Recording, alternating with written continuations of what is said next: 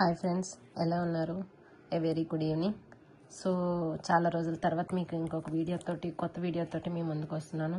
So ఇప్పుడు నేను చెప్పబోయేది ఏంటి అంటే డిఎస్సికి సంబంధించి ఇప్పుడు ఆల్రెడీ మనకు నోటిఫికేషన్ అనేది రిలీజ్ అయింది 16,000 పోస్ట్స్ తోటి. సో ఎవరైతే స్కూల్ అసిస్టెంట్, సో అంటే మ్యాక్సిమం కూడా ఏంటంటే ఎస్జిటి వాళ్ళకే ఎక్కువగా అందరూ చెప్తూ ఉంటారు. సో బుక్స్ కూడా వాళ్ళే ఎక్కువగా అందులో కంటెంటే ఎక్కువగా చెప్తూ ఉంటారు. సో స్కూల్ అసిస్టెంట్ గురించి అయితే ఎవరు కూడా అంటే చెప్తారు కొన్ని ఛానల్స్, బట్ ఎక్కువగా ఎవరైతే మెన్షన్ చేయరు. ఎందుకంటే నేను కూడా స్కూల్ అసిస్టెంట్ కి ప్రిపేర్ అవుతుండేటప్పుడు నేను కూడా సేమ్ ఇలానే అనుకున్నాను. ఇలాగ చదవాలి, ఏం చదవాలి ఎవరు చెప్పటం లేదు, ఏ యూట్యూబ్ ఛానల్లో కూడా మనకి ఇలా చెప్పటం లేదు అని చెప్పేసి. సో అదే నేను ఎందుకు చెప్పకూడదు. సో యాస్టీస్ కంటెంట్ అంటే టెక్స్ట్ బుక్ లో ఏదైతే ఉందో, చాలా మంది మనకి టెక్స్ట్ బుక్ ఇప్పుడు ప్రెసెంట్ డేస్ లో ఏంటంటే ఇంతకు ముందు అంటే మన స్కూల్ నుంచి తెచ్చుకోవడానికి వీలుగా ఉండేది, ఇప్పుడు అలా ఏం లేదు కదా. సో ఏంటంటే ఇప్పుడు తీసుకోవడానికి లేదు కాబట్టి నేనే కొత్తగా టెక్స్ట్ బుక్స్ అన్ని కొనుక్కొని ఇలాగా మీకు చెప్పాలని అనుకుంటున్నాను. ఓకే, సో ఇప్పుడు నేను చెప్పబోయే టాపిక్ వచ్చేసరికి జనరల్ సైన్స్. చూడండి, general science 6th class text book అనమాట. ఓకేనా, సో ఇది సెమిస్టర్ 1 టెక్స్ట్ బుక్ అనమాట. సో పార్ట్ అయితే ఇవ్వండి ఇలా వస్తుంది స్టార్టింగ్. ఓకేనా, 6th క్లాస్ టెక్స్ట్ బుక్ వచ్చేసరికి సెమిస్టర్ అది 6th క్లాస్ది. సో ఇందులోని మనము చూసుకుంటే ఒకసారి ఇండెక్స్ చూద్దాము. సో ఇండెక్స్కి వచ్చేసరికి ఇండెక్స్కి వచ్చేసరికి చూడండి, కంటెంట్స్ చాప్టర్ 1లోని ఆహారంలోని అంశాలు ఉన్నది. పదార్థాలను చాప్టర్ 2 వచ్చేసరికి పదార్థాలను సమూహాలుగా వర్గీకరించట, చాప్టర్ 3 వచ్చేసరికి పదార్థాలను వేరు చేయట, చాప్టర్ 4 మొక్కల గురించి తెలుసుకోవడము, అండ్ చాప్టర్ 5 శరీర కదలికలు, అండ్ చాప్టర్ 6 సజీవులు, లక్షణాలు మరియు ఆవాసాలు.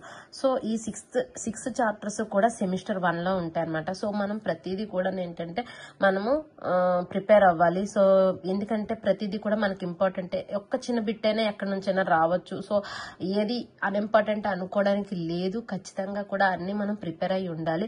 ఓకేనా, సో ఫస్ట్ మనం ఇప్పుడు ఈ రోజు చెప్పుకునేది ఏంటంటే ఆహారంలోని అంశాల గురించి అయితే మనం టాపిక్ డిస్కస్ చేద్దాం. సో ఇక్కడ చూడండి, ఆహారంలోని అంశాలు అని చెప్పేసి టాపిక్ ఫస్ట్ లెసన్. సో ఇక్కడ ఏం చెప్పాడో, మనం డైలీ ఏదైతే మనం తింటున్నామో, మనం భోజనంలో ఏదైతే తీసుకుంటామో, నైట్ చాలా మంది రైస్ తీసుకుంటారు, నైట్ టైం అయితే chapati, most of the people అనేది చపాతీ తీసుకుంటారు. లేదు అనుకుంటే అన్నము, పప్పు, ఏదైనా కూర ఇలా తీసుకుంటాము. సో మాక్సిమం ఏంటి, మార్నింగ్ టిఫిన్ తింటాము అండ్ నైట్ కూడా టిఫిన్ తింటాము.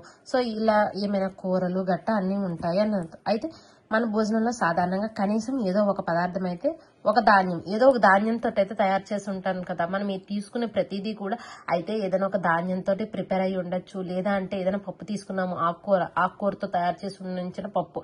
సో బట్ పప్పు అనేసరికి ఇక్కడ మళ్ళీ అదొక పల్స్, సో అది కూడా మనము ఉంటుందన్నమాట. సో దీనికి సంబంధించి మనము అన్ని రకాలు అంటే తీసుకునే వాటిలోని అన్ని ఉండకపోవచ్చు అనమాట. అంటే పప్పులే ఉండకపోవచ్చు, ఆకుకూరలే ఉండకపోవచ్చు, ప్రోటీన్సే ఉండకపోవచ్చు. సో బట్ ఏదో ఒక ఐటమ్ అయితే మాత్రం ఖచ్చితంగా ఉంటుందన్నమాట. సో ఏవైతే ఆహార పదార్థాలు దొరుకుతాయో వాటిని మాత్రమే తినగలుగుతాం. మనలో కొందరికి రకరకాల పదార్థాలు అన్ని వేళ తినడం సాధ్యం కాకపోవచ్చు. అయితే భోజనం సాధారణంగా అటువంటి విభిన్నతను ఎందుకు కలిగి ఉంటుందో కొన్ని కారణాలు ఉండాలన్నమాట. సో ఏంటంటే విభిన్న ఆహార పదార్థాలు ఏం కలిగి ఉంటాయి.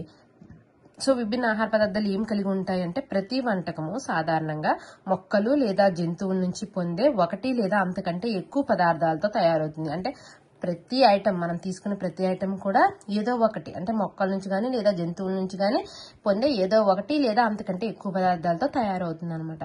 సో ఈ పదార్థాలు మన శరీరానికి అవసరమైన కొన్ని అంశాలని కలిగి ఉంటాయి అనమాట. అవి ఏ అంశాలు అన్నది మనం చూసుకోవాలి. రాష్ట్రము, అక్కడ ఏదైతే పదార్థం తింటున్నామో, సో అక్కడ ఏది పదార్థము, ధాన్యం యొక్క పదార్థము ఏదైతే పప్పు లేదా మాంస పదార్థమో, కూరగాయలు, ఇతరం అంటే ఇవి ఏ రాష్ట్రాల్లో ఏవేవి తింటారు. పంజాబ్ లోని మక్కీ అంటే మొక్కజొన్నతో తయారైన ఇది. నెక్స్ట్ రోటీ, రాజ్మా, కిడ్నీ బీన్స్ అని చెప్పేసి ఉంటుంది, మంచి స్ట్రెంత్.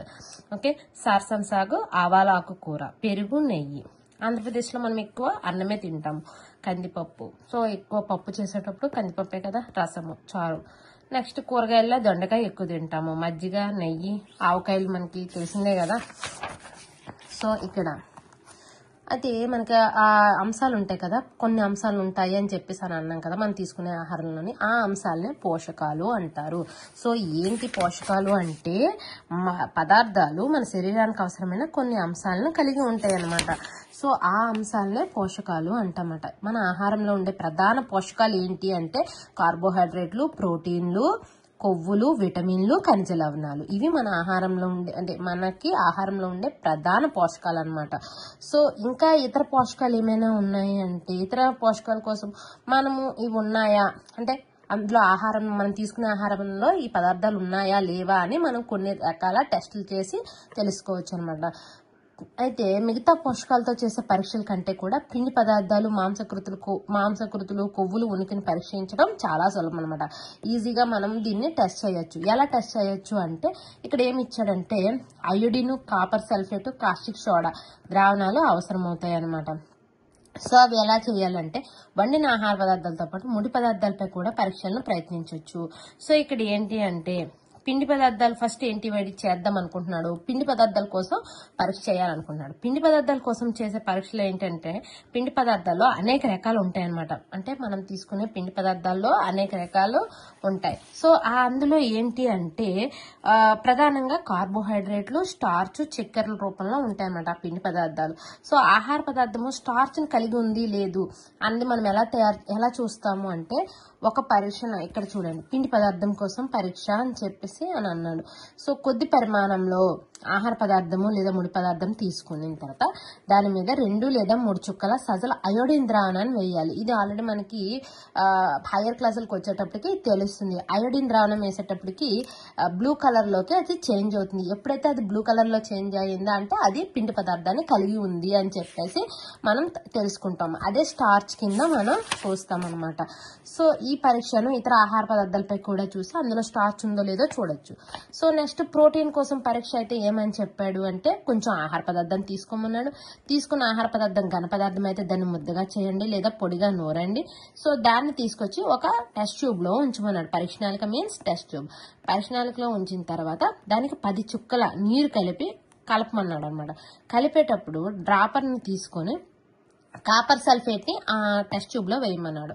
ఆ టెస్ట్ ట్యూబ్ లో వేసిన తర్వాత అక్కడ ఏమైంది కాస్టిక్ సోడాని కూడా అందులో వేయమన్నాడు. ఓకేనా, కాస్టిక్ సోడా కూడా అందులో వేసిన తర్వాత పరీక్షణాళికను బాగా కదిలించమని చెప్తే అప్పుడు ఏమన్నాడు కొంతసేపటికి అలా వదిలేమన్నాడు. వదిలేసిన తర్వాత అది ఊదా రంగులోని ఉంటుంది. సో ఊదా రంగు మీన్స్ ఇక్కడ ఇచ్చాడు వయలెట్. ఓకేనా, సో ఊదా రంగు అంటే వైలెట్ కలర్ లోకి ఆ కలర్ అనేది చేంజ్ అవుతుంది అన్నమాట. వైలెట్ కలర్ లిక్విడ్ అనేది వస్తుంది. సో ఎప్పుడైతే వైలెట్ కలర్ లోకి వచ్చిందో సో అందులోని ప్రోటీన్ ఉన్నది అని చెప్పేసి మనం చెప్పచ్చు అనమాట. సో నెక్స్ట్ ఏమన్నాడు కొవ్వుల గురించి. సో కొవ్వుల గురించి ఏం చెప్తున్నాడు, సో ఇక్కడ ఏంటంటే ఏదైనా ఒక కాగితాన్ని తీసుకోమన్నాడు. సో కాగితం తీసుకొని కొంచెం ఆహారాన్ని తీసుకొని ఆ కాగితంలోని వేయమన్నాడు అనమాట. వేసిన తర్వాత చూడండి చుట్టి నలపండి, కాగితం చిరిగిపోకుండా జాగ్రత్త పడండి. ఇప్పుడు కాగితాన్ని తిన్నగా చేసి దాన్ని జాగ్రత్తగా గమనించండి. కాగితం మీద ఏదైనా నూనె మరక ఉందా, సో ఇన్ కేస్ అక్కడ నూనె మరక వచ్చింది అంటే అందులోని కొవ్వు పదార్థం ఉంది. సో ఆ కాగితాన్ని కాంతికి ఎదురుగా పట్టుకోండి. మీరు ఈ నూనె మరక ద్వారా కాంతిని అస్పష్టంగా చూస్తున్నారా, స్పష్టంగా చూస్తున్నారా అని క్వశ్చన్ వేశాడు. సో కాగితం పైన ఉన్న నూనె మరక ఆహారంలో కొవ్వు పదార్థం ఉంది అని చెప్తుంది అనమాట. సో ఆహార పదార్థంలో కొన్నిసార్లు కొద్దిగా నీరు కూడా ఉండొచ్చు అనమాట. కాబట్టి కాసేపు ఆగాలి. అయితే నీరు అనేది ఏమైనా ఉన్నదనుకోండి ఆ నీరు అనేది ఆవిరైపోతుంది. అదే నూనె అనుకోండి ఆవిరవ్వదు. ఓకేనా, సో దీని నుంచి ఏం చెప్పచ్చు అంటే మనం ఆహార పదార్థంలో ఒకటి కంటే ఎక్కువ పోషకాలను కలిగి ఉందా లేదా అంటే అసలు పోషకాలే ఏమీ లేవా, ఇవన్నీ కూడా మనం చూడొచ్చు అనమాట. మనం పిండి పదార్థాలు, మాంసకృతులు, కొవ్వులు అనే 3 పోషకాల కోసం ఆహార పదార్థాలు పరీక్షించాం. ఇవే కాకుండా ఇంకా పోషకాలు ఉంటాయి. ఏంటివి, విటమిన్లు, ఖనిజ లవణాలు కూడా ఉంటాయి అనమాట. సో ఏంటి వేరు పోషకాలు మన శరీరానికి ఏం చేస్తాయి, సో ఏ పదార్థాలు ఏం చేస్తాయి అంటే పిండి పదార్థాలు శరీరానికి శక్తినిస్తాయి, కొవ్వులు కూడా శక్తినిస్తాయి. నిజానికి కొవ్వులు అదే మొత్తంలో ఉండే పిండి పదార్థాలతో పోలిస్తే చాలా ఎక్కువగా శక్తినిస్తాయి. కొవ్వులు పిండి పదార్థాలు కలిగి ఉన్న ఆహారాన్ని శక్తిని ఇచ్చే ఆహార పదార్థాలు అంటారనమాట. వేటిని అంటారు, కొవ్వులు పిండి పదార్థాలు కలిగి ఉన్న ఆహారాన్ని శక్తిని ఇచ్చే ఆహార పదార్థము అంటారనమాట. సో ఇక్కడ చూసారా మీరు చిలగడ, ఇవన్నీ కూడా కొవ్వు పదార్థాలను కలిగి ఉన్న ఆహార పదార్థాలు అనమాట. మొక్కల నుంచి లభించేవి, జంతువుల నుంచి లభించేవి. సో ఇవన్నీ కూడా మనకి చెప్తున్నారు. నెక్స్ట్, ప్రోటీన్ కలిగి ఉన్న ఆహార పదార్థాలని శరీర నిర్మాణ ఆహార పదార్థాలు అని పిలుస్తారు. అంటే బాడీ మజిల్ గెయిన్ కి గట్ట మనం ప్రోటీన్ ఐటమ్సే కదా తీసుకుంటాము. సో అదే ఇక్కడ చెప్తున్నాం. ప్రోటీన్ కలిగి ఉన్న ఆహార పదార్థాలని శరీర నిర్మాణ ఆహార పదార్థాలు అంటారన్నమాట. విటమిన్లు మన శరీరాన్ని వ్యాధుల నుంచి రక్షించడంలో సహాయపడతాయి అన్నమాట. విటమిన్లు మన కళ్ళు, ఎముకలు, దంతాలు, చిగుళ్ళను ఆరోగ్యంగా ఉంచడంలోనే సహాయపడతాయి. సో రకరకాల విటమిన్లు ఉంటాయి. Vitamin A, vitamin C, vitamin D, vitamin A, vitamin K, vitamin B complex. మనకి ఎప్పుడైనా నీరసంగా ఉండేటప్పుడు విటమిన్ బి కాంప్లెక్స్ వేస్తాము. సో ఎప్పుడైనా మనకి బాడీలోని సి విటమిన్ తగ్గిందంటే సి విటమిన్ సంబంధించి టాబ్లెట్స్ ఏమైనా తీసుకుంటాము.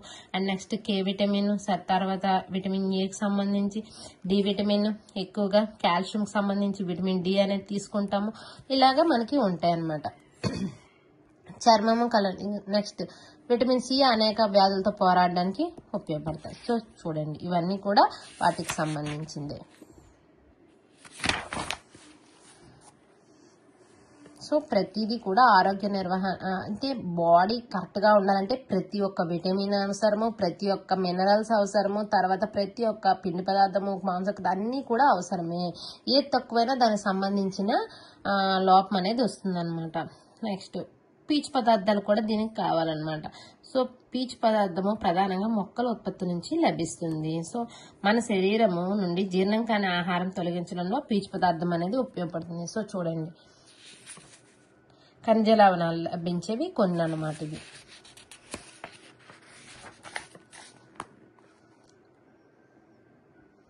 సో చూసారా, నీరు మన శరీరానికి ఆహారం నుండి పోషకాలను గ్రహించడంలో సహాయపడుతుంది.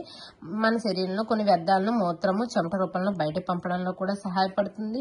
సో ఇక్కడ సమతుల ఆహారం అని చెప్పేసి ఒకటి ఇచ్చాడు. సమతుల ఆహారము అంటే సాధారణంగా ఒక రోజులో తినేదే మన ఆహారము. అయితే ఏమని ఇచ్చాడు అంటే ఇక్కడ అన్ని పోషకాలు, శరీరానికి అవసరమైన అన్ని పోషకాలు సరైన పరిమాణంలో కలిగి ఉండాలి. అలాగే పీచు పదార్థము, నీరు కూడా సరైన పరిమాణంలో ఉండాలి. ఇలాగ మొత్తం అన్ని కూడా సరైన పరిమాణంలో ఉంటే దాన్నే సమతుల ఆహారము అని అంటామన్నమాట. సో అన్ని వయసుల వారికి ఒకే రకమైన ఆహారం అవసరమని మీరు అనుకుంటున్నారా? అవసరమా? ఒక క్వశ్చన్ వేసుకోండి. చిన్నపిల్లడు ఒక రకంగా తింటాడు, మిడిల్ ఏజ్ అతను ఒకలా తింటారు, ఏజ్ అయిపోయిన వాళ్ళు కొన్ని రకాలుగా తింటారు. సో అందరికీ కూడా ఒక రకమైన ఆహారము అవసరం లేదు. సో చూడండి, అనేక కూరగాయలు, పండ్లు యొక్క తొక్కలు విటమిన్లు, ఖనిజ లవణాలు కలిగి ఉంటాయి. అదేవిధంగా ఇది కూడా సో వండడం వల్ల ఆహారం రుచి పెరుగుతుందని, సులభంగా జీర్ణం అవుతుందని అందరికీ తెలుసు. అదే సమయంలో ఆహారం వండేటప్పుడు కొన్ని పోషకాలను కూడా మనం కోల్పోతాం. అందుకే ఎప్పుడైనా చూడండి, వండడం కన్నా ఉడికించిన పదార్థాలనే ఎక్కువ తినండి అని అంటారు. ఎందుకంటే వండడం వల్ల కొన్ని పోషకాలు మనం లాస్ అయిపోతాం, ఉడికించడం వల్ల అలాగేం అవ్వదు. ఓకేనా? సో అలా కాకుండా కొవ్వులు ఇందాక మనం చెప్పాం మంచి శక్తి ఇస్తాయి అనేసి, అలాగని చెప్పేసి కొవ్వుకు సంబంధించిన పదార్థాలు అన్ని తీసుకున్నాం అనుకోండి, అప్పుడు ఏమవుతుంది, ఊబకాయం అనేది అయిపోతుంది అనమాట. సో ఇక చూడండి, కొవ్వు అధికంగా ఉండే తీసుకుంటే ఊబకాయం అని. పోషకాహార లోప వ్యాధులు, ఏదైనా మన బాడీలో ఏదైనా ఒక పోషకాహారం అనేది లోపించింది అనుకో, దానికి సంబంధించిన వ్యాధులు అనేవి వస్తూ ఉంటాయి అనమాట. ఆ పోషకానికి సంబంధించిన వ్యాధులు వస్తాయి. అంటే ఒక వ్యక్తి చాలా కాలం పాటు ఆహారంలో తగినంత ప్రోటీన్ లేవనుకో, అప్పుడు ఏమవుతుంది, మజిల్ బిల్డ్ అనేది అవ్వకపోతే ఎదుగుదల అనేది అయిపోతుంది, వాపు అయిపోతుంది, మొఖంలో వాపు, జుట్టు రంగును కోల్పోవడము, అవన్నీ కూడా కనిపిస్తాయి. చాలా కాలం పాటు పిండి పదార్థాలు, ప్రోటీన్లు రెండిటి లోపం ఉన్నదనుకోండి, పెరుగుదల పూర్తిగా ఆగిపోతుంది అనమాట. సో అలాగా నీరసంగా ఇది అయిపోతాడు అనమాట. ఓకేనా? సో ఇక్కడ చూడండి, దీర్ఘకాలికంగా పోషకాహార లోపం వల్ల వచ్చే వ్యాధులను పోషకాహార లోప వ్యాధులు అంటారు అనమాట.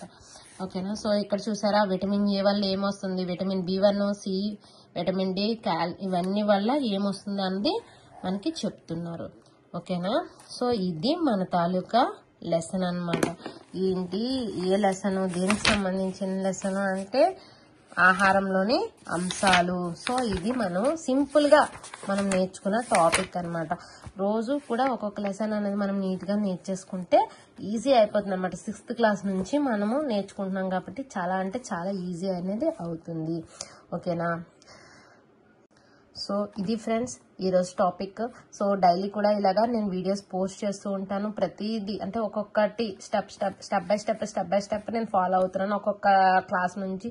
సో మీరు ఇలాగే నాకు సపోర్ట్ చేయండి. కొంచెం సపోర్ట్ చేస్తే అన్ని రకాలుగా నేను మీకు వీడియోస్ అనేది ఇవ్వడానికి ట్రై చేస్తాను. ఓకేనా. మ్యాక్సిమం మనకి ఇప్పుడంటే డిఎస్సి అనేసరికి టెక్స్ట్ బుక్ బేస్ మీదే వెళ్తుంది కాబట్టి నేను టెక్స్ట్ బుక్ అనేది కాన్సెప్ట్ తీసుకున్నాను. ఓకేనా. ప్లీజ్ వీడియోకి లైక్ చేయండి అండ్ సబ్స్క్రైబ్ చేయండి. మీకు తెలిసిన వాళ్ళ చేత కూడా సబ్స్క్రైబ్ చేయించండి. Thank you.